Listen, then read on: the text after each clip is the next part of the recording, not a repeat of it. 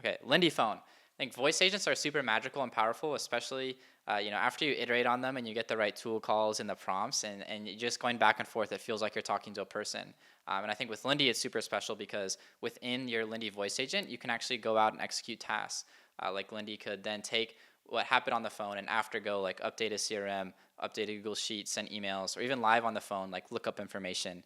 And I don't know, they're definitely some of my favorites. Like I think some of my favorite interactions, like with the Lindy platform, has been building a super awesome voice agent. I think like someone on our team, they have this super agent where it has like a tree of like hundreds of different skills, and you can just pretty much call it and ask it for anything. I think like Flo, our founder, is even like called Lindy and it's ordered Instacart. So there's a really ton of cool things you can do. There's two types of, so like first let's just run through some of the basics, and then we're gonna jump right into a voice agent build and really make this click for all of you. There's two types of like interactions with a Lindy phone, inbound and outbound, and this is defined by which trigger you use. And so an inbound voice agent is like, there's a number on the website, it wakes up when you give it a call. An outbound voice agent is, given a number, it's gonna go making a call. If you're ever using outbound in a business context, make sure that they opt in and you have that kind of consent and configuration set up, or else it is illegal. I have honestly just used Lindy to make some funny calls to my friends. Like I don't know if that's legal because it's not a business context. Maybe it's bad that's being recorded, but inbound and inbounds are the two types of Lindy phone for sure. And so they cost $10 a month on using the Lindy phone specifically. So if you purchase the Lindy phone through Lindy, it'll just be $10. You'll get a phone number in your account, and you can use it for any of these operations. You can assign one phone number per one Lindy agent that's turned on. And you can also, another way to interact with this is through Twilio. So you can bring your own Twilio number. If you have if you have a Twilio voice number, you can bring it in, integrate it without any extra fee at all. We support over 30 languages. Odds are like most languages, I don't know. Well, some people on our team, we've talked to Lindy in like and French. Or Spanish, and it's pretty cool when you get to see Lindy speaking different languages or even like translating and having multilingual conversations.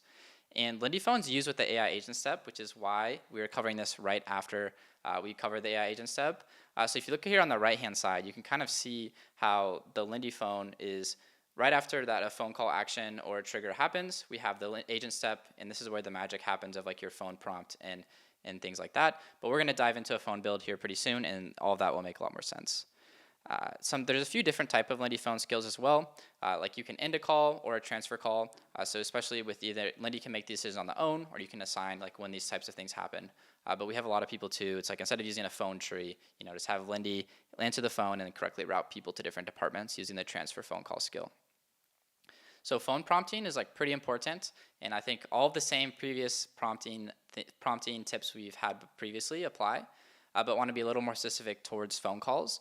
You want to start with role definition. So like whenever at the beginning, you really want to give Lindy this context of you are like this role for this company, your goal is like XYZ, like, hey, like you are a support agent for Lindy and your goal is to be as helpful in like the most concise manner as possible, like things like that, like at the beginning, just so Lindy has a clear understanding of, kind of the persona and the main objective when the agent's answering the phone.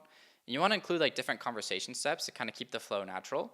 So like, for example, you can say, hey, like in the introduction, here's how you want to greet yourself. Then after you wait to response, like here's like, then immediately ask for you to help. And you can kind of like map out the trees of like similar type of responses. You can be like more specific and like have Lindy, it's almost like fixed and kind of gonna execute specific sequences of conversation, or you can keep it more vague and like give Lindy a little more control and judgment on what to do. So it's really just like how you prompt this is like kind of determines that spectrum of like fixed script versus like AI generated and like on the fly script.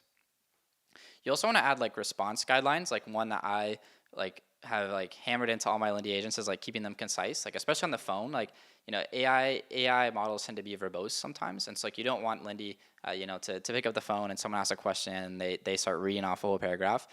So I always tell Lindy tell my agent to be to the point, max, like if it can be under 10 words, talk or reply in under 10 words, keep it as concise as possible. All of these types of guidelines will just help you squeeze more out of your phone agent.